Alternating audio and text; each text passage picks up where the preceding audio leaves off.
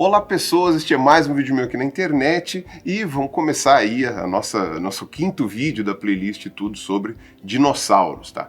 Quem me acompanha há muito tempo sabe que eu já tinha feito vários vídeos sobre dinossauros no passado e aí todo mundo ficava me cobrando cadê a aula 5, cadê a aula 5, porque eu só tinha feito as 4 primeiras e quando eu resolvi fazer realmente as aulas que faltavam, eu falei, eu vou refazer as 4 primeiras para dar uma atualizada, para deixar mais bonitinho, tá, um pouco mais profissional. Só que isso foram as 4 primeiras aulas. Aquelas foi um remake. Agora não. Essa aula é a primeira vez que eu estou gravando, então agora sim é um conteúdo que quem assiste meu canal há muito tempo estava cobrando e finalmente vai ter. E sobre o que vai ser esse vídeo aqui? Vai ser sobre os pequenos terópodes do Jurássico. No Cretáceo vão voltar a ter grande porte, mas que no Jurássico se caracterizaram aí, em linhas gerais pelo tamanho reduzido, beleza? Que são os Coelurosauria. Então, vamos começar a falar sobre eles.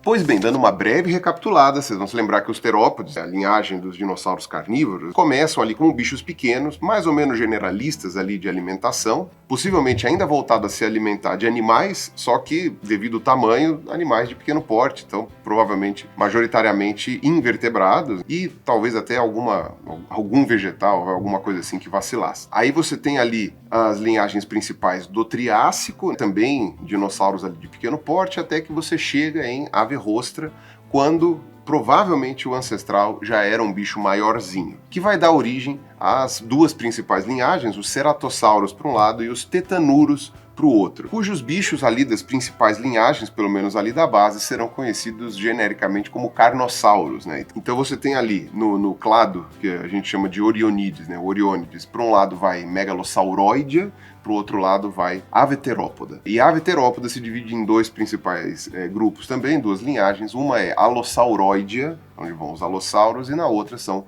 os Coelurosauria, que é o que a gente vai falar nessa aula aqui. Os Coelurosauria, logo no começo da linhagem, começam a reduzir de tamanho. E a gente calcula em torno de 186 milhões de anos, mais ou menos, ainda que os fósseis mais antigos vão ser só de 175, né? Então tem uma pequena linhagem fantasma ali naquele pedaço, mas vocês vão ver que vão ter outras linhagens fantasmas muito piores aí no decorrer da aula. E no fim das contas, essa redução de tamanho acaba fazendo com que o estilo de vida desses Coelurosauria fique muito parecido com um dos primeiros dinossauros, que também tinham uma alimentação meio generalista, eram os bichos pequenininhos bípedes, que corriam muito, geralmente em áreas florestadas, que também era o estilo de vida dos primeiros terópodes, né, que, como eu já tinha falado antes, é a linhagem que, pelo menos a princípio, é a mais conservadora, né, a que mais fica parecida com o padrão ancestral. E, pois bem, quais são as características que a gente consegue reunir aí, que são as principais dos Coelurosauria, tá? Eu separei algumas que são as mais fáceis de entender aí anatomicamente, sem entrar em grandes detalhes. Uma delas é que as primeiras vértebras cervicais, né, o começo do pescoço, ficam alongadas.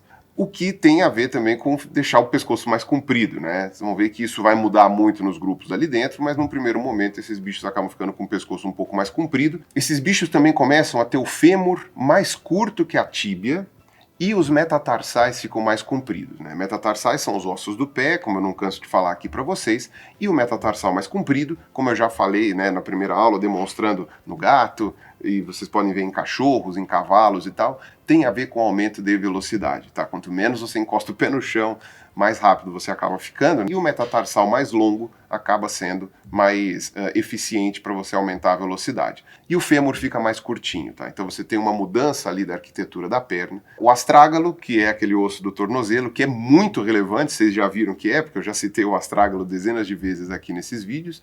Então você tem o corpinho do astrágalo aqui encaixado na tíbia, e a projeção dorsal do astrágalo é 1, 2,5, sei lá, mais de 2 vezes mais longa.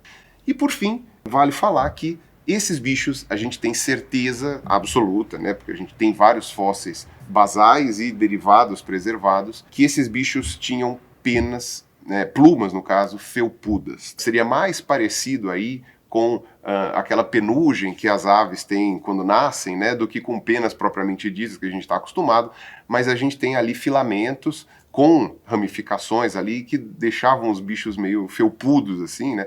Então a gente sabe que eles eram assim, tá? Não é mais uma especulação, não é mais uma extrapolação. A partir daqui a gente tem certeza. Como eu falei para vocês, os mais antigos que a gente tem conhecimento são de uns 170 e poucos milhões de anos atrás, né? No caso, comecinho do Jurássico Médio. E um dos mais primitivos que a gente consegue citar aqui é justamente o bicho de maior porte, eu acho que eu vou citar nesse vídeo.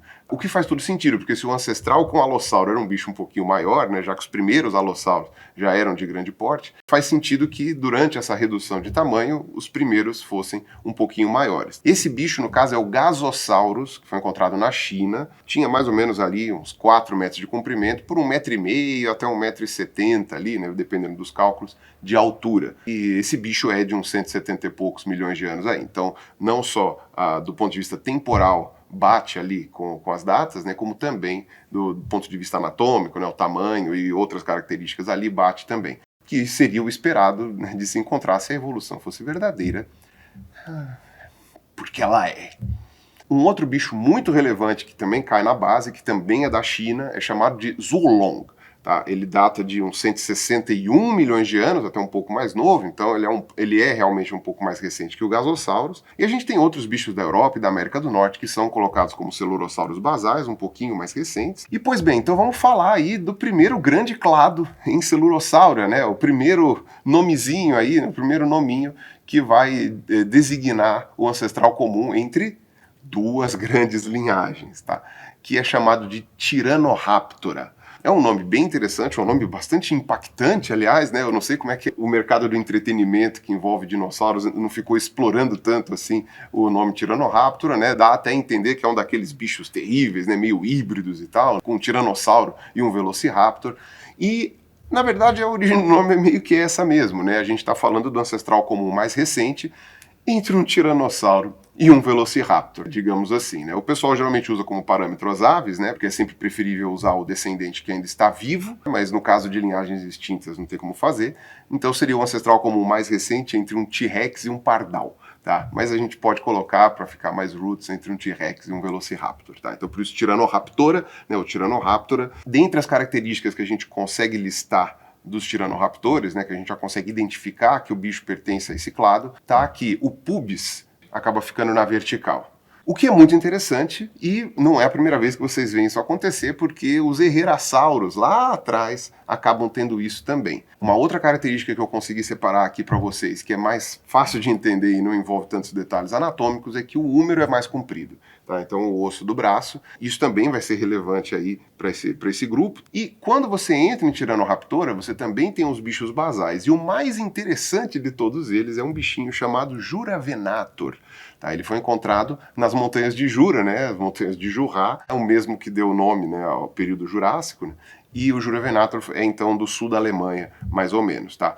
Como eu falei para vocês, a minha ideia original com essa série era filmar os bichos nos museus, os bichos originais e tal. Infelizmente a pandemia não permitiu e no futuro próximo eu espero contar com a ajuda de vocês para conseguir fazer isso. E o Juravenator era um bicho que eu tava louco para ver pessoalmente, cara, um bicho muito interessante, não só porque ele tá inteiro preservadinho, você consegue ver osso por osso, ele tá naquelas placas, né, de rocha, como se fosse uma laje, né? Se você for olhar microscopicamente falando ou passando ultravioleta, né, o artigo de descrição principal desse bicho usa ultravioleta, você consegue ver marcas de penas. Tá? Filamentos aqui, mostrando que esse bicho ele era emplumado, e também tem marcas de escamas em outras partes do corpo. Tá? Então vocês lembram que lá na divisão com o megalossauroide, você tem logo na base o Siurimimos, que era um bicho que tem filamentos também, coberto de penas. E pois bem, o Juravenator, a gente não sabe ainda onde encaixar, se é que ele se encaixa em alguma das ramificações principais aqui, né, de Tyrannoraptora, mas tem um clado que vale a pena falar no começo, agora aqui desse vídeo, antes de abrir, né, tanto para a linhagem dos tiranossauros quanto dos raptores, que é um clado chamado de Compsognathidae, ou Compsognathidae, que é de bichinhos bem pequenininhos também. Eles estão, inclusive, entre os menores dinossauros não avianos que a gente conhece. Não passavam aí de 30, talvez no máximo 40 centímetros de altura, né? Então, um bicho, sei lá, talvez de 1 metro de comprimento, um bicho bem pequenininho, se você descontar o rabo do tamanho de uma galinha, vai, talvez de uma galinha grande, alguma coisa assim, mas eram uns bichinhos bem pequenininhos, e eles também são bichos muito primitivos, tá? Com características muito antigas, são os bichos esquisitos, se você for olhar, já vou dar uma listada de algumas características deles. Por isso também, às vezes, ele pula de posição, né? Às vezes ele cai como basal a Tiranosauroide, né? Às vezes ele cai como basal a Maniraptoriformes, que vai ser a linhagem dos Raptors, ou às vezes ele cai numa politomia, né? Formando então 3 linhagens ali no começo, né? Então os tiranossauros, os raptores e os Compsognathus. E como esses bichos estão muito na base, às vezes a gente nem encontra a família Compsognathidae. A gente encontra essas espécies, né? Hoje são umas 10 mais ou menos, né?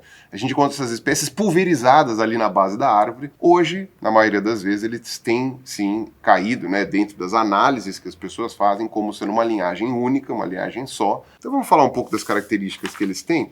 Por serem muito pequenininhos, de novo, é possível que eles tivessem uma dieta onívora, né? Então, invertebrados, pequeníssimos vertebrados e talvez algum vegetal. Os dentes deles perdem as serrilhas, pelo menos alguns dentes, o que é uma característica de bichos que param de comer vertebrados, tá?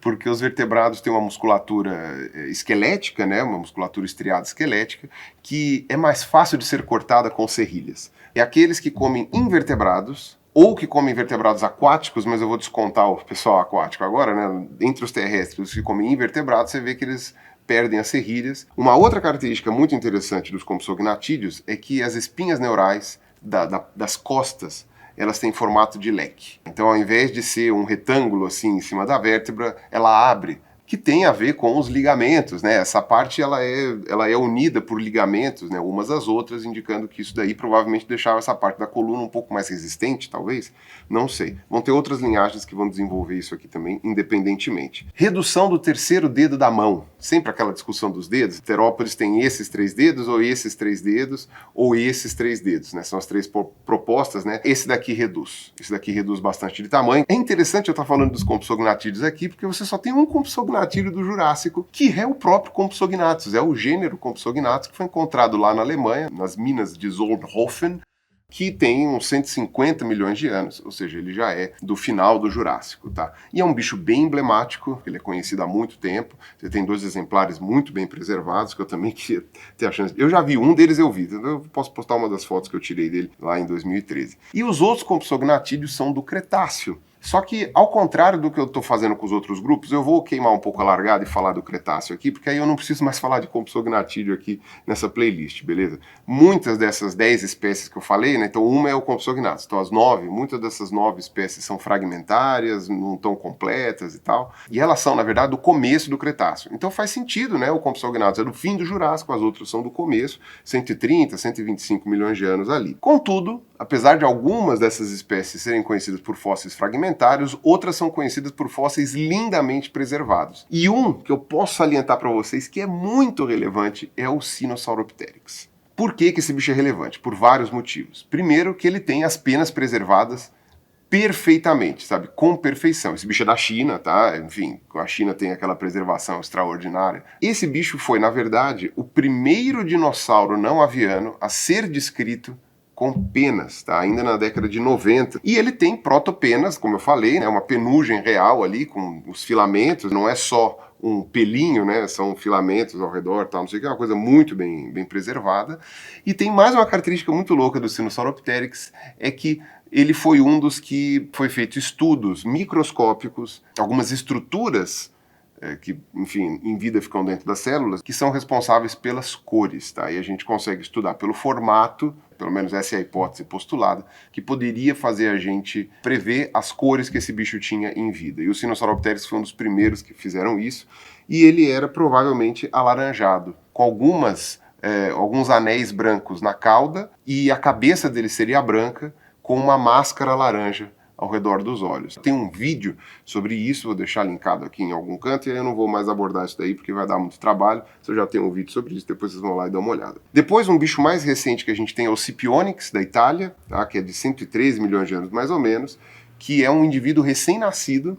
E é um fóssil muito interessante porque a gente consegue observar os órgãos internos preservados. Isso é raríssimo de acontecer. E você tem do final do Cretáceo bichos sul-americanos. O mais novinho de todos é o Anixosaurus da Argentina, de 91 milhões de anos mais ou menos, 96 a 91. Só que tem um pouquinho mais antigo, uns 108 milhões, que vale a pena citar, que é o Myriskia assimétrica, porque esse bicho é brasileiro. Foi encontrado também ali na região do Araripe.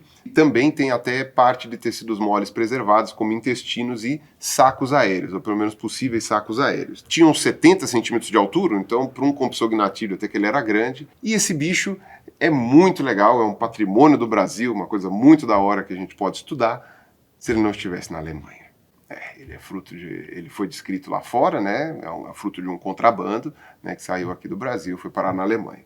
Passamos aí dos compsognathídeos, essa família basal aí que é interessante de citar. Vamos começar então as duas linhagens principais e eu vou começar com Tyrannosauroidea, porque é o grupo que está totalmente extinto.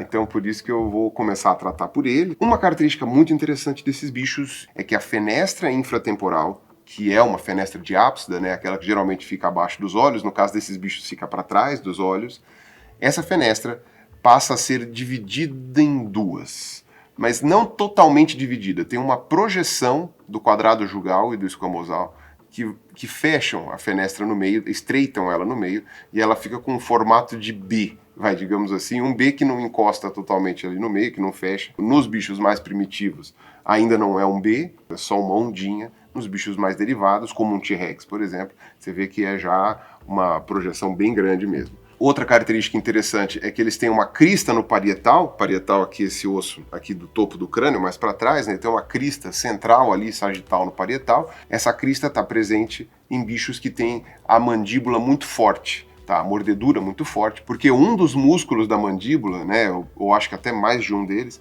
eles passam por dentro aqui do crânio e eles vão se fixar exatamente nessa parte da cabeça aqui, por dentro da fenestra supratemporal. Então eles se fixam lá dentro. E uma outra que é interessante, que tem a ver também com uma mudança de inserção muscular das pernas, né, vinculada às pernas, é que o ilho, né, aquele osso de cima, na parte de cima da bacia, ele tem uma crista no meio.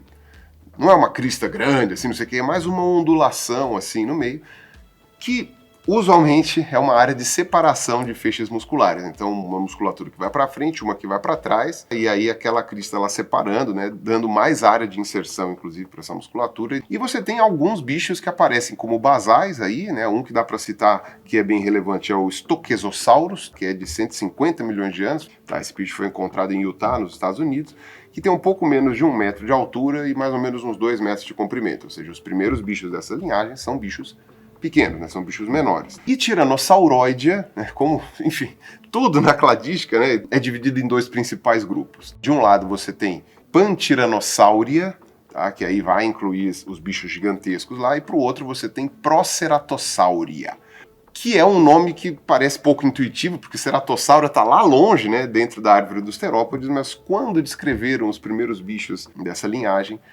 os paleontólogos acharam que era da linhagem dos ceratossauros, porque naquela época a ceratossauria abarcava mais bichos, né, inclusive os dilofossauros, o monolofossauros e tal, porque os proceratossauros eles têm cristas na cabeça, também tem cristas na cabeça, que são muito parecidas, inclusive, com as cristas do monolofossauro lá do começo, os primeiros tetanuros. Essas cristas ficam um pouco mais para frente do crânio, que é inclusive parecida com aquelas, né? Ou seja, muita participação do pré-maxilar e dos nasais, como provavelmente o ancestral aí de Aveterópoda não tinha cristas na cabeça, ou talvez se tivesse, tinha só aquelas cristazinhas em cima dos olhos, alguma coisa mais discreta, é provável que isso aqui seja uma neoformação, tá? Ou seja, formou-se de novo uma crista ali no focinho, que é uma coisa que deve ter acontecido muitíssimas vezes. Quer dizer, deve não, a gente sabe que aconteceu muitíssimas vezes, vocês vão ver que vai ter umas linhagens mais pra frente aí que tem cristas na cabeça também, inclusive algumas que estão vivas até hoje.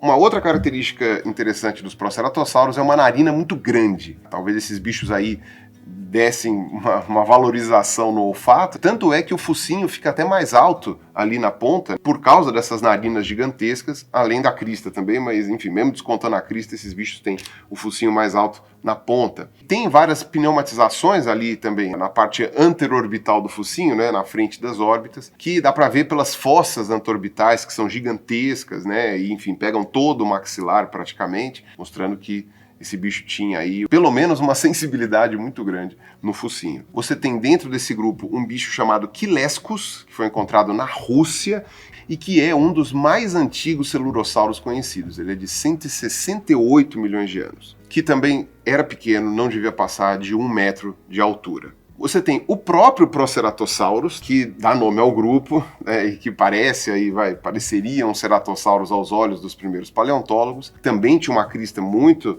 evidente no focinho. É um bicho que está bem preservado e é da Inglaterra.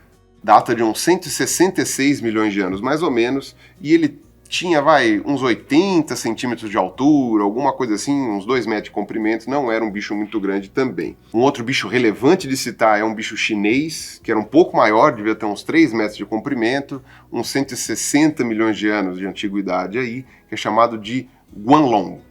E um dos bichos mais relevantes para citar aqui dentro de Proceratosauria, que inclusive me fez pensar agora que eu me enganei quando eu disse que o Gasosaurus lá do começo era o maior animal que eu ia tratar aqui nesse vídeo, tem esse daqui que eu tinha esquecido, que é o Yutyrannus, tá? Lá da China também, puxa vida, que surpresa, né? Um bicho extremamente bem preservado. Ele é do Cretáceo, é só porque eu não vou mais tratar de Proceratosauria aqui, então eu vou citar esse bicho aqui. Tem poucos Proceratossauros do Cretáceo, então também não vale a pena esticar para lá. Só que ele é do começo do Cretáceo, 140, 130 milhões de anos, e ele tinha 9 metros de comprimento. Então a gente pode dizer que é o primeiro tiranosauróide de grande porte, né, que eu vou tratar aqui, e ele tem as penas preservadas. Inclusive, ele é o maior dinossauro com penas já encontrado. Eu diria que talvez seja o maior animal com penas que a gente tem notícia, né? Acho que não tem nenhuma ave com 9 metros de comprimento, ainda que fosse protopena, né? Não fosse uma pena como aquelas que a gente está acostumado. O pessoal especula que esse lugar em que ele vivia, que é a região de Yissien, eu procurei no Google a pronúncia, então acho que é Yissien, provavelmente era um lugar muito frio na época lá do começo do Cretáceo, talvez uma média de temperatura de 10 graus, então aí justifica esse bicho ter acessórios epidérmicos aí que podia ter a função de aquecimento, tá? Para manter ele bem aquecidinho. Tem uma bela crista central no focinho, formada pelos nasais e o pré-maxilar, que também é cheia de pneumatizações, só que é muito legal porque ele tem 2 cristazinhas pequenas laterais aqui no encontro do nasal com o maxilar, então esse bicho de frente, ele tinha 3 cristas, na verdade. Ele tinha 2 aqui na lateral e uma no meio. Deve ser um bicho bonito de ver, né? Bem interessante encontrar com um bicho desse pessoalmente. Antes dele estraçalhar você, deve ser se pelo menos a sua última visão ia ser de um bicho muito bonito. Todo emplumado, talvez colorido, enfim, antes dele arrancar seus membros. E então, chega de Proceratossauria, o grupo irmão, né, desse daí, são os Pantyrannossauria. Um termo que foi cunhado, inclusive, pelo meu amigo Rafael Delcourt, que trabalha aí também com grandes carnívoros, né? Trabalha tanto com Ceratossauro como com Tyrannosauroidea, que basicamente é formado por uma série de táxons isolados ali, bem primitivos, e Eutiranosauria, que é aí o grupo menos inclusivo aí, mas que tem os tiranossauros mesmo que a gente está mais acostumado a ver, que são os mais famosões. Há algumas características em Pantyrannossauria que remetem eventualmente para Tyrannosauroidea, dependendo de como você faz a topologia da árvore ali. Uma das características que vai parecer complicada, e eu vou tratar dela, acho que na aula 10 também, é que a órbita começa a ficar dividida no meio. O olho fica pela metade? Na verdade, não é exatamente isso. Mas o pós-orbital, né, o osso que vem atrás da órbita, ele começa a mandar uma projeção para frente aqui, que entra na órbita, no buraco da órbita, né, que é um pouco mais comprido, que depois vai acabar formando o que a gente chama de órbita em formato de fechadura. No começo, os mais primitivos, né, do mesmo jeito que acontece com a fenestra infratemporal, não era tão fechadinho assim, né? Era uma projeçãozinha que vai virando uma projeção média, que aí depois, quando chega no T-Rex, que é um dos últimos, já é uma projeção zona, né? A órbita é praticamente mesmo dividida. O mais antigo dos Pantiranossauro é chamado de Juratiran, que é da Inglaterra e data de 149 milhões de anos, que tinha mais ou menos uns 5,5 metros de comprimento por 2 metros de altura. E o mais relevante dos Pantiranossauro é um bicho que chama Dillon paradoxus, tá?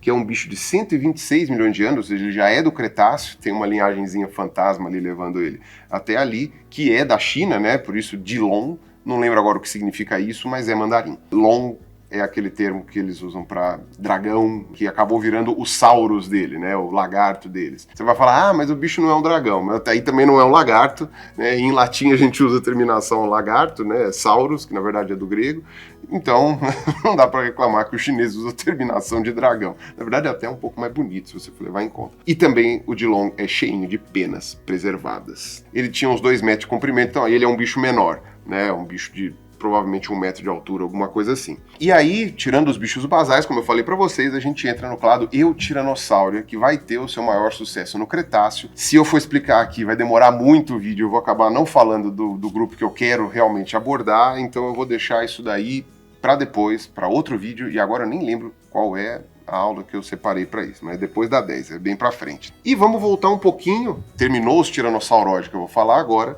O grupo irmão de Tiranosauróide, que vai levar aos raptores, né, o Velociraptor e as aves atuais, é chamado de Maniraptoromorpha.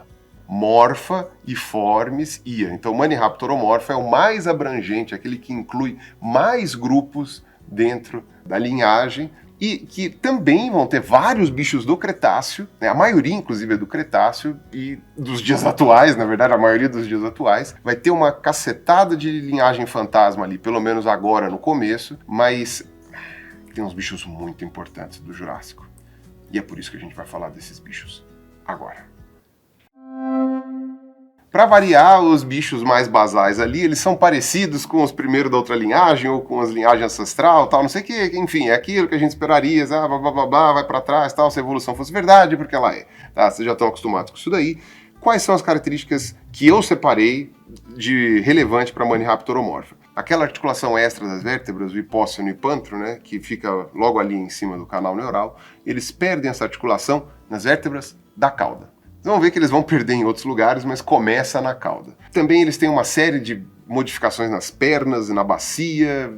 Eu achei melhor não ficar entrando em grandes detalhes aqui, mas é só para vocês saberem que eles têm ali umas modificações na arquitetura ali. Os bichos basais lembram, né, se vocês forem olhar ali o bicho, eles vão lembrar um Juravenator ali, talvez um Compsognathide, alguma coisa assim. Só que ao contrário do que acontece com os Compsognathides, que vão ficando com os braços mais curtos e sem dedos, né, esses bichos vão ficando com os braços mais longos e com dedos mais longos também. Principalmente o segundo dedo, aí chame com a numeração que vocês quiserem, tá? Mas principalmente o segundo dedo, o primeiro continua curto e eles ficam com as garras mais curvas, tá? Ou seja, usavam bastante as mãos aí para capturar presas, alguma coisa assim. E os bichos do começo ali, eles são, meio enigmáticos, eles não têm muitas características diagnósticas ali, e historicamente eles são jogados num grupo ali, que hoje ninguém nem sabe se ele é válido ou não, mas que eu tenho que citar aqui, que são os celurídeos. Eu tenho que citar porque é por causa desse grupo, tá? Especialmente dos celuros, ou céluros, né, que é o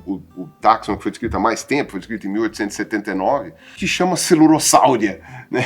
A gente manteve o nome disso por causa desse bichinho aqui. Eles tinham em torno de 2 a 3 metros de comprimento, ou seja, também não devia passar ali de 1 metro de altura, alguma coisa assim. Tanto é que o pessoal depois jogava qualquer terópode pequeno para Celurossauria, né? Até o advento da cladítica e tudo mais. E digo mais, os 3 bichos que hoje a gente pode colocar ali na base de Maniraptoromorpha, que poderiam, ser Celurossaurid, alguma coisa assim. Esses 3 bichos, além de terem tamanhos similares, eles foram encontrados na mesma formação lá nos Estados Unidos, os três, tá? Na formação Morrison, do fim do Jurássico, né? Lá por 155 a 150 milhões de anos, que poderia até levantar a hipótese de serem a mesma espécie, o que não é verdade, porque a gente encontrou diferenças relevantes entre eles. Além dos céluros, você tem um outro bicho que chama Tanicolagreus, que a gente tem um exemplar muito bem preservado, ele é um bicho bem interessante, que ele tem também um focinho mais alto, e eles são,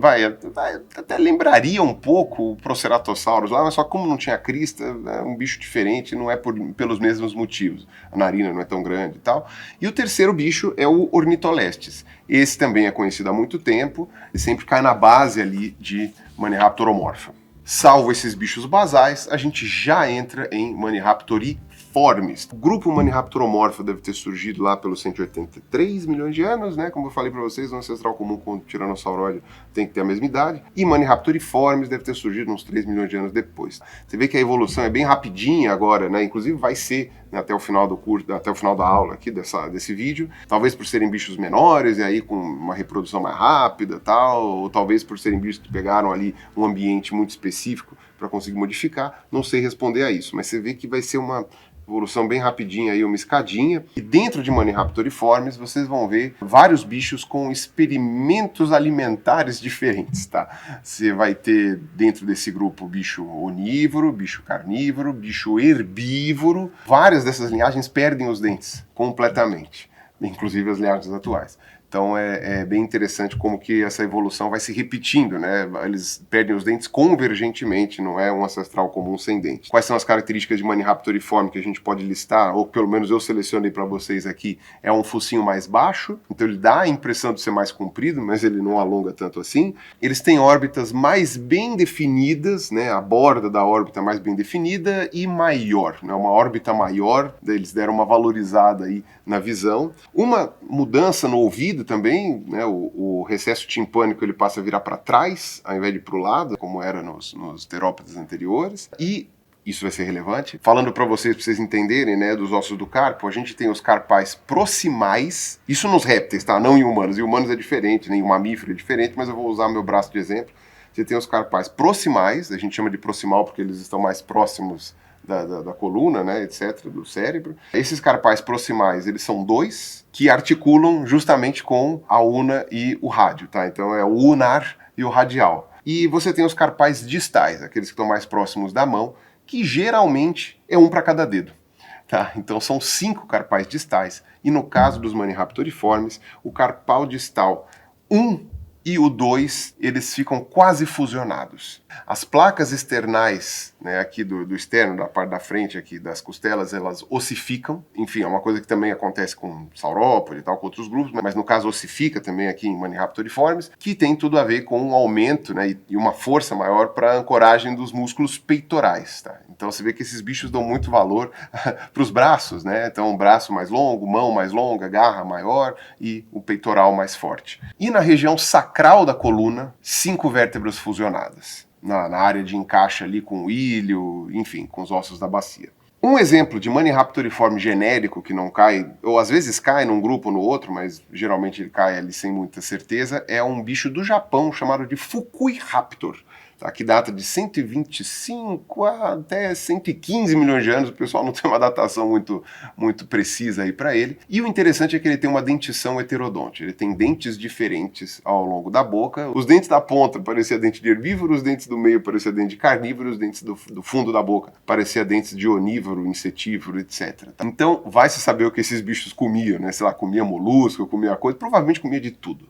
Sendo bem honesto. E não é um bicho grande, 80 centímetros de altura, 1 metro de altura ali, uns 2,5 metros de comprimento e tal. E pois bem, dentro de Maniraptoriformes, qual é a grande dicotomia que a gente observa? Para um lado vai um grupo chamado de Ornitomimosauria, que é genericamente chamado do dinossauro avestruz. São aqueles bichos lá que, enfim, têm uma perna comprida, pescoço comprido, perde os dentes e tal, e correm muito, que são principalmente do Cretáceo, eu não vou tratar eles aqui. E o grupo irmão deles é o clado Maniraptora. Tá? Chegamos aí, que também tem a maior parte dos seus grupos no Cretáceo, só que eles ainda assim aprontam altas confusões no Jurássico, e é por isso que eu vou tratar eles nesse vídeo aqui. Então vamos começar Maniraptora. Maniraptora. um grupo que possivelmente surgiu há uns 178 milhões de anos, mais ou menos, e as principais características dessa linhagem estão concentradas nas mãos. E a mais importante de todas elas é termina de fusionar o carpal 1 com o carpal 2. E aí você vai falar, pô, Pirula, mas bela porcaria, né? Bela cerda, isso acontecer, né? Qual é a diferença? Pois bem, essa adaptação permite um tipo diferente de movimentação das mãos. Ela dá mais liberdade para o bicho virar a mão assim, virar a mão para baixo, ela dá maior movimentação nesse sentido. Lembrando que eu falei, esses bichos, eles não conseguiam fazer esse movimento com o rádio una, né? Se eles quisessem virar o braço para baixo, eles tinham que abrir o cotovelo, mas agora eles conseguiam fazer isso aqui com mais facilidade. Dos grupos principais de Maniraptora, 2 têm grande destaque no Jurássico. E é por isso que eu vou tratar deles aqui nesse vídeo.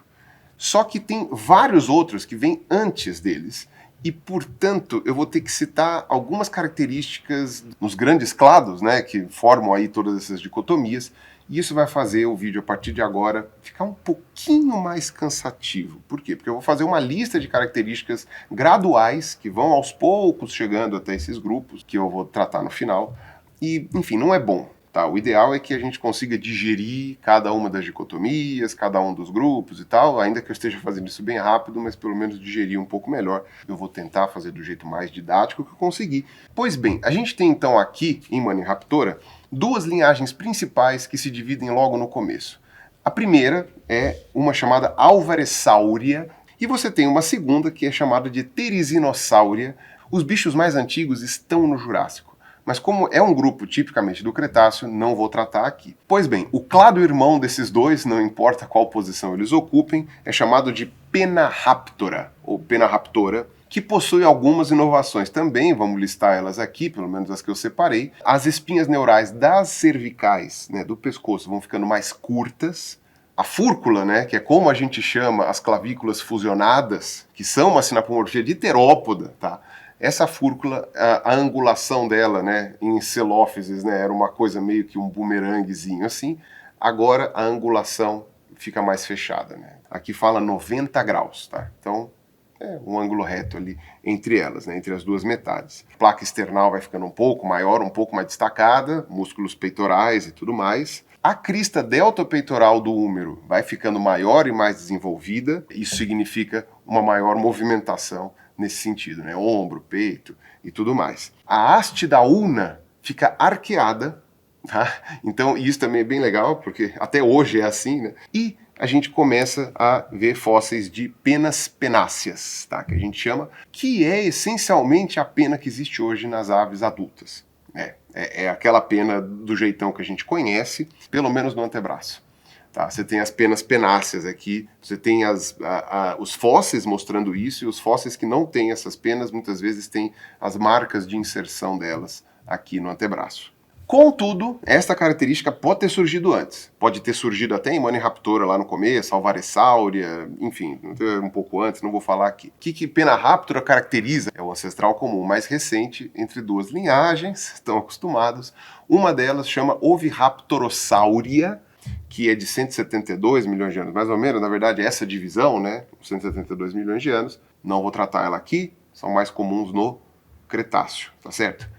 O grupo irmão de Oviraptorossauria é um clado chamado Paraves, ou seja, aqueles que incluem as aves e seus parentes paralelos ali, né, mais próximos. Até o final do Cretáceo, os Paraves vão ser essencialmente bichos pequenos. Uma exceção, que são os dromeossauros lá, que levam para dinônicos, né? Esses bichos do Jurassic Park ali, só que com pena, tá? É uma notável exceção. De resto, só bicho pequeno e com uma tendência à vida arborícola. Isso é muito louco, porque é nítido, é visível isso. Bichos que viviam em áreas florestadas e com uma tendência de vida arborícola, subir em árvore. E também caminhar no solo, né?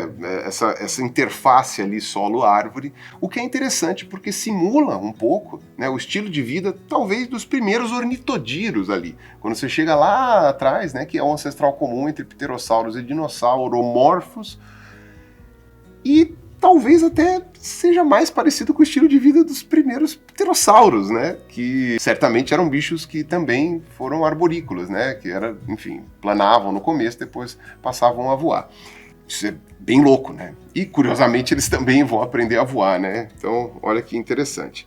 Pois bem, quais as inovações que aparecem nos paráveis? As vértebras sacrais, que já eram fusionadas entre si, agora até as espinhas neurais delas são fusionadas. Ou seja, elas são fusionadas não só no corpo, mas também ali na parte de cima. As vértebras caudais, a partir da metade da cauda para o final, perdem as espinhas neurais. Mas, em compensação, os chevrons, que são aqueles ossos da parte de baixo, eles ficam um pouco maiores e em forma de T invertido. Ou seja, uma projeção para baixo e na parte inferior, uma para frente e uma para trás. Fica bem bonitinho, parece uma botinha. Bom, já parecia uma botinha antes, né? Só que agora também com uma projeção para frente. Ou seja, a cauda continua bastante rígida, só que ao invés de ter uma sustentação maior em cima da vértebra, passa para baixo. Com relação aos ossos do punho, o carpal distal 3 entra na brincadeira também e fusiona com aqueles outros dois. Essa estrutura aqui toda é chamada de carpal semilunar. Quando você junta o 1 com o 2, e agora com o 3 também é chamado de carpal semilunar. Nós humanos também temos o semilunar aqui no nosso punho, mas o nosso semilunar não tem nada a ver com o deles, é formado pela fusão de outros ossos. Então o pessoal da anatomia humana aí, não confunda, é um nome comum para vocês, mas não é a mesma coisa. E talvez essa fusão, que permite inclusive uma virada da mão mais para baixo ainda, né? Aí eu já não consigo fazer sem quebrar o meu próprio punho, talvez isso seja algo que possa ter ajudado a abraçar os troncos de árvore, né? Os galhos de árvore, para eles conseguirem se segurar. É interessante, né? Aí não é só voltado à captura de presas, mas também a segurar nos galhos. E os dedos das mãos, idem, eles ficam mais longos e mais móveis. Tudo parecido com o bicho arborícola que a gente tem hoje. Tá? Isso é muito interessante. E o fêmur perde o quarto trocânter, a característica de arcossáurea lá de trás, porque provavelmente você tem, né, esses bichos são pelo menos parcialmente arborícolas, você tem uma mudança de locomoção aí nas patas traseiras que é bastante óbvia. Inclusive, o hálux, que é o primeiro dedo do pé, aquele que não encostava no chão nos terópodes maiores, né, nos cursoriais, o hálux, esse daqui, ele fica 90 graus com o resto do pé, o que permite provavelmente também uma área de segurança, né? Um jeito a mais de prender provavelmente nos galhos de árvore. Pelo menos essa é a hipótese que foi colocada. Dentro de Paráveis, finalmente a gente chega no primeiro dos grupos aí dentro de Maniraptora, que só é conhecido do Jurássico, tá? Ele data aí de 165 a 156 milhões de anos. Não ele só é conhecido desse pedaço do Jurássico, do fim do Jurássico, mas também só é conhecido da China, e esse grupo é chamado de Scansoriopterygide, ou Scansoriopterygide, é um nome bem complicado, eu mesmo erro direto para pronunciar e para escrever esse nome, traduzindo fica mais fácil. Scansorio quer dizer escalar. Pteryx quer dizer asa, né? Então, asa que escala. Era um bicho certamente arborícola. E por que asa? Estes bichos, que eram bem pequenininhos, eles não passavam do tamanho de um pardal, assim, sabe? 30 centímetros de altura por 60 centímetros de comprimento, levando em conta que eles tinham um rabo curtinho, né? Quer dizer, ele vai encurtando, né, no decorrer da linhagem, com duas penas enormes na ponta do rabo, e essas penas precisam ser levados em conta para contar os 60 centímetros. Era um bicho do tamanho de um pardal e eles tinham uma asa de pele que ligava a mão com a lateral do corpo. Tipo morcego. Scansoriopterygide, asa que escala. E não só isso, eles eram inteiros cobertos de penas, tá? Quase da ponta do focinho até os braços, as mãos, os dedos cobertos de penas, o dorso, as pernas todas, menos os pés. Um focinho curtinho, com dentes só na ponta da boca e esses dentes inclinados para frente, formando meio que uma treliça. E a cauda bem curta, como eu falei para vocês. Eu falei duas penas longas, na verdade são 4 penas bem longas no final da cauda. A gente só tem 4 táxons conhecidos desse grupo. E é interessante porque o mais antigo também tem características mais primitivas, que é o Scansoriopteryx, que deu o nome ao grupo, tá? Que ele tinha um rabo mais comprido e os dentes eram menos restritos à ponta da boca, ou seja, 2 caracteres intermediários aí. Logo depois você tem o Epidipteryx, que tinha o rabo nem tão longo, que já não era muito longo no Scansauropteryx, né, mas tinha o rabo no meio do caminho. O metacarpal 3 era mais longo que os outros, é o terceiro dedo aqui da mão, né, é o terceiro osso, né, na verdade, formado da mão, ele era mais longo. E as falanges do dedo 3 também, né, que na verdade é o dedo 4, mas não importa, elas eram 2 vezes mais compridas que a dos outros dedos. Então vamos falar agora das asas de pele um pouquinho mais, antes de tratar dos outros 2 espécies que a gente conhece. Asas de pele que ligam o braço até a lateral do corpo são comuns em N grupos de bichos atuais, tá? Eu posso citar, por exemplo, o Draco volans, tá? Que é um lagarto lá da Indonésia, que ele tem inclusive com projeções das costelas, né? Aqui uma asa de pele. Você tem só em mamífero pelo menos 1, 2, 3, 4 grupos de mamífero com isso, com essa aba de pele, né? Você tem os esquilos, eu acho que até são 2 grupos de esquilos. Você tem o marsupial, né, que é o petauro do açúcar, que é um bicho muito fofinho, algumas pessoas têm de pet, ainda que eu não concorde muito com isso. Você tem o lêmure voador, que é o colugo, né, também lá da Malásia, do Sudeste Asiático e tal, que está mais perto da linhagem dos primatas, né, um bicho muito grande. E os morcegos. Também tem os pterossauros, né, na linhagem aí dos Archosaura, né? E lembrando que só 2 dessas linhagens, né, no caso os morcegos e os pterossauros, é que atingiram a capacidade de voar plenamente, né? Os outros só planam. Né? Talvez no futuro, bem distante, eles consigam voar, não sei, né? A gente tem que lutar para não extinguir essas espécies. E os Scansauropterygídeos provavelmente não voavam. Tá, os estudos biomecânicos que fizeram demonstram que provavelmente eles só planavam. Os outros 2 táxons, é o Ambopteryx e o Yi-Ki. O gênero chama Yi e a espécie chama Ki. Tá? Os bichos são encontrados na China, né? Então os caras dão o nome que eles quiserem. Que são um pouquinho mais recentes e, além de todas essas adaptações que eu já falei, eles têm um osso do carpo, um carpal aqui, que é super comprido. Ele forma uma haste de osso bem longa, né, cilíndrica, que ajuda, né, faz como se fosse um dedo extra para sustentar a asa de pele. Então aí agora deixa de ser uma coisa mais pterossaura, né, que prendia principalmente no último dedo, para ser um pouco mais, morcegomorfo aí, uma coisa mais parecida com morcego. Essa questão de esticar ossos do carpo também é comum em bichos planadores, né, tanto do passado quanto do presente. Você tem os pterossauros, por exemplo, com o osso pteroide, né, que no caso era desse lado aqui, que ajudava a prender o patágio anterior, né? Aquele que prendia o pescoço aqui até a mão. E os esquilos voadores de hoje, né? Que são planadores, na verdade, eles têm um carpal mais compridinho. Se você for olhar o esqueleto desses bichos, é muito interessante. Eles têm um carpal mais compridinho que estica um pouquinho a asa de pele, só um pouquinho. Cara, isso é muito louco, velho. Isso é muito interessante. Os bichos esticam o osso do carpo, o osso do punho, para ficar com a asa mais comprida, velho. Isso é muito interessante. E no caso desses daqui, era um cilindro, um tubo de osso comprido. Então, esses bichos deviam parecer um passarinho morcego. Se você encontrasse com um desses hoje, sabe? O bicho devia ficar assim, abraçado no tronco das árvores, de repente ele abria os braços, dava uma planadinha, pegava um inseto no ar, voltava, grudava no outro tronco. Cara, é muito triste que esses bichos tenham vivido tão pouco tempo. Foi uma experiência da natureza que não durou quase nada. Pelo menos não até onde a gente sabe agora. Cara, muito da hora isso. Pois bem, e aí a gente tem um outro clado de paráveis, né, que é o grupo irmão de Scansauropterygidae, que são os Eumaniraptora. Né? Então aí são os raptoras mais derivados, entre aspas, verdadeiros, né? Que surge mais ou menos há uns 170 milhões de anos, né? Que é um cálculo, né, que a gente faz pelos fósseis mais antigos, e basicamente você tem 3 grupos dentro dele. Dromeosauridae, que são os raptores que a gente está acostumado a ver, né, nos filmes e tal, os Troodontidius e Aviale, que a gente pode chamar de aves. Dependendo de como você definir.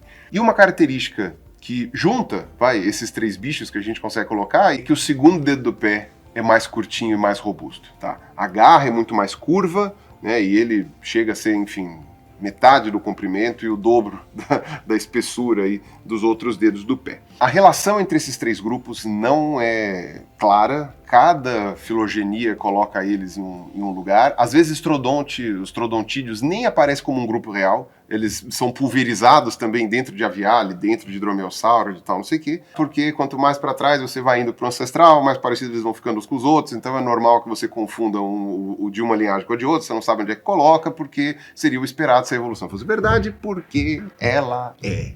Bom, Dromeosauridae vai ser um grupo de destaque no Cretáceo, então eu não vou tratar deles aqui. Trodontídeos, você tem dois bichos bem interessantes do Jurássico, mas Trodontídeo, igualmente do Cretáceo, vou tratar mais, inclusive para o fim aqui da nossa playlist. Então eu vou tratar nesse vídeo aqui só de Aviale, tá? Só do grupo das aves.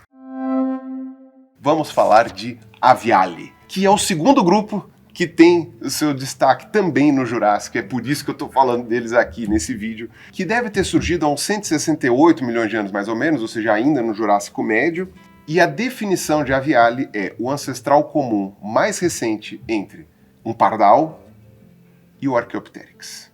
Archaeopteryx, pelo menos um exemplar, que é o exemplar de Berlim, é o fóssil mais famoso do mundo.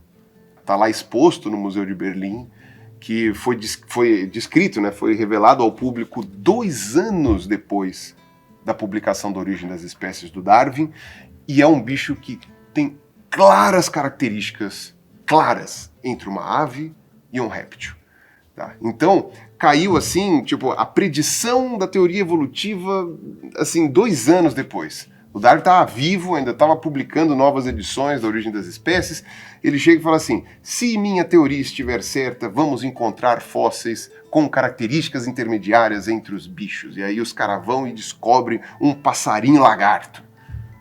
Incrível isso. E hoje a gente sabe que não era bem um passarinho lagarto, era um passarinho arcosáurea, era um dinossauro, como todas as aves atuais. E quais eram as características intermediárias que o Archaeopteryx tinha, né? Bom, vocês devem estar cientes, porque agora vocês sabem a gradação, mas ele tinha os dedos separados, né? Os dedos ainda não estavam juntos, o terceiro dedo era mais longo, dente na boca, ele era do tamanho de um corvo, mais ou menos, né? Não passava muito disso. Um rabo ósseo comprido, né? Até agora não encurtou o rabo ósseo, só nos escansauropterígidos, e as penas de voo aqui, né, as asas completas com penas, né, grandes, o rabo com as penas em leque e penas assimétricas, ou seja, a pena que é mais estreita de um lado e mais arredondada do outro, que é pena adaptada para voar. Não é mais uma pena só de revestimento, é uma pena adaptada para voar. Estudos biomecânicos demonstram que o Archaeopteryx devia voar de um jeito muito pitoresco, chegaram até a questionar se ele conseguia voar ou não, porque o externo desse grupo aqui ainda não é grande o suficiente para permitir uma ancoragem dos músculos peitorais, não tinha quilha no meio. Então, é possível que o Archaeopteryx mais planasse do que voasse, e se ele voasse, e tudo indica que de fato ele voava, ele devia voar meio parecido como se você tentasse bater asa voando, sabe? Como se você tentasse fazer isso, mais parecido com uma borboleta do que com uma ave atual. Então o bicho devia ficar ali com as asas retas, com as pernas ajudando, inclusive, né? E quando ele fosse perdendo altura, ele devia bater a asa como um todo, assim, né? Não devia ter um voo tão ativo, mas ainda assim, um voo. Eu falei que a sinapomorfia de Eumaniraptora estava lá, aquela garra maior no dedo do pé. Demorou pra galera perceber, mas o Archaeopteryx tinha o dedinho de Velociraptor, assim, ele tinha o dedo um pouco mais curto com a garra um pouco mais curva no segundo dedo do pé. É muito interessante quando você vê aí como que se processa, né, gradualmente a coisa. Hoje a gente conhece 11 indivíduos do Archaeopteryx, eles são todos da Alemanha, das pedreiras de Solnhofen. E o fato do Archaeopteryx ter surgido no Jurássico, né, ter aparecido no Jurássico, é que faz com que a gente tenha que ficar colocando essas dicotomias todas apertadinhas ali no Jurássico e ter feito com que esse vídeo fique um pouquinho mais cansativo, apresentando esse monte de coisa. Quais são as características que unem todos os Aviale? Redução do número de dentes, as vértebras do pescoço vão começando a ficar opistocélicas, e isso é relevante também, eu vou explicar melhor isso no próximo vídeo. Lembra que eu falei para vocês que Maniraptora perdia aquela articulação extra das vértebras do hipóceno e pântro na cauda? E que eu falei que gradualmente vai perdendo em todas? Pois bem, a partir de Aviale já perde das vértebras dorsais também. A cauda, até agora, né, em Parabis, da metade para trás tinha perdido as espinhas neurais, agora perde o resto. o resto da cauda também perde ou fica muito reduzida as espinhas neurais. E a cauda tem menos vértebras também. Ela começa a encurtar. As placas externais fusionam uma com a outra. O húmero fica mais longo que o fêmur. O fêmur já estava meio curtinho, vocês lembram, né? E o húmero fica maior, ou seja, bração comprido, braço comprido. O húmero, inclusive, fica com o mesmo calibre do fêmur. Os dedos das mãos muito mais compridos que os dedos do pé. Lembrando que esses bichos já tinham uma movimentação muito grande das mãos para trás. Inclusive, desde Paraves, quando junta, né, esse terceiro osso, os bichos já guardavam a mão para trás. Eles já guardavam a mão assim, que nem os passarinhos de hoje. Tá? Já era uma coisa assim constante, comum. Isso daqui não foi inventado pelas aves, né? Esse negócio de virar a mão para trás. Outras características importantes. O pubis voltado para trás, é isso mesmo. Ele fica retroverso, que nem um ornitísquio. Então é por isso que o Seeley, quando ele inventou a divisão, ele chamou de ornitísquio, ou seja, isquio de ave. Só que no caso é uma convergência com as aves. Os metatarsais começam a fusionar entre si e aquele dedo, o primeiro dedo do pé, que era voltado para dentro, lembra? Agora ele começa a ficar virado para trás. Há controvérsias, algumas pessoas discutem se Archaeopteryx tem, mas virado para trás. Empolerar. Quando o primeiro dedo vira para trás, você consegue empolerar.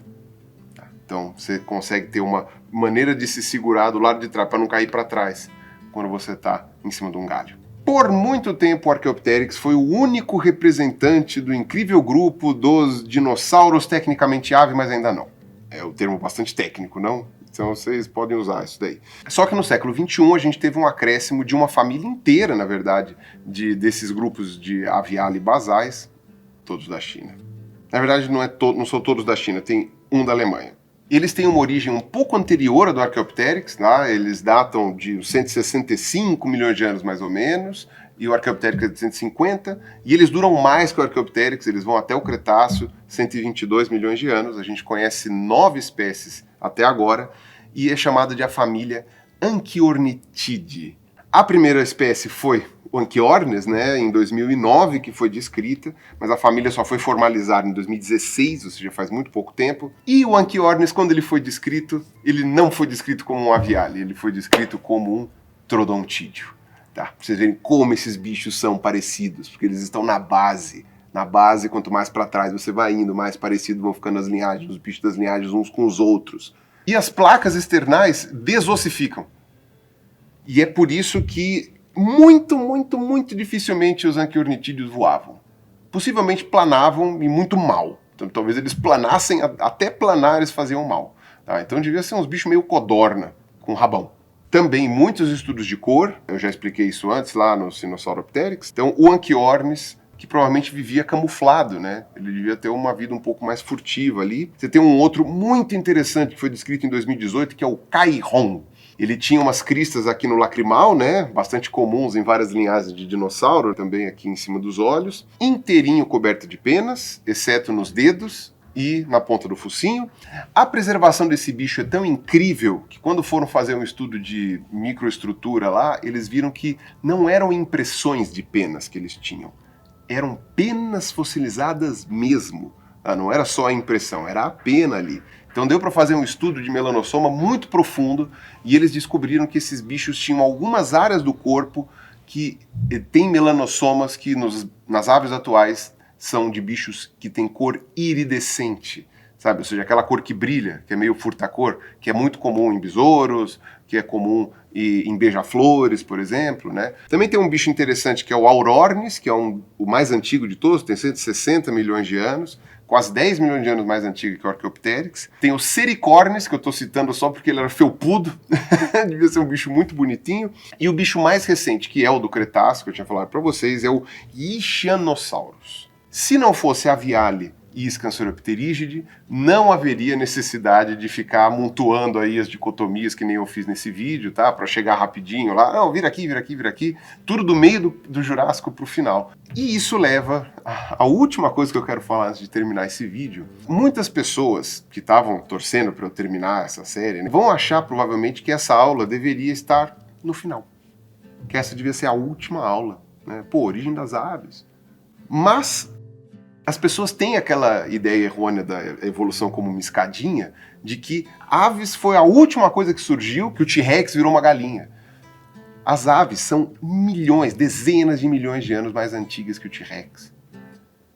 As aves estão presentes desde o Jurássico. As aves são um grupo até bem antigo de dinossauros, se você for comparar com os outros, né? Nem chegou em Triceratops. A gente está falando do Jurássico ainda. O grosso da evolução dos dinossauros que eu vou tratar aqui, de todos a incrível diversidade, vai para o Cretáceo, vai depois. Essa não tinha que ser a última aula. Essa tinha que ser a quinta aula, o quinto vídeo. Eu estou indo na sequência temporal. As aves são só mais um grupo de dinossauros, como qualquer outro. Com algumas inovações, como todos os grupos de dinossauros têm. Como todos os grupos de seres vivos têm. A única diferença, um pouquinho mais destacada das aves, é que por uma sorte, por uma confluência de fatores, elas estão vivas até hoje. Beleza? É isso. Na próxima aula vou falar dos dinossauros gigantescos, né, dos saurópodes, dos grandes saurópodes do Jurássico, tá? E aí terminou o Jurássico e a gente pode começar Cretáceo depois. Tá bom? Um abraço pra vocês. Falou.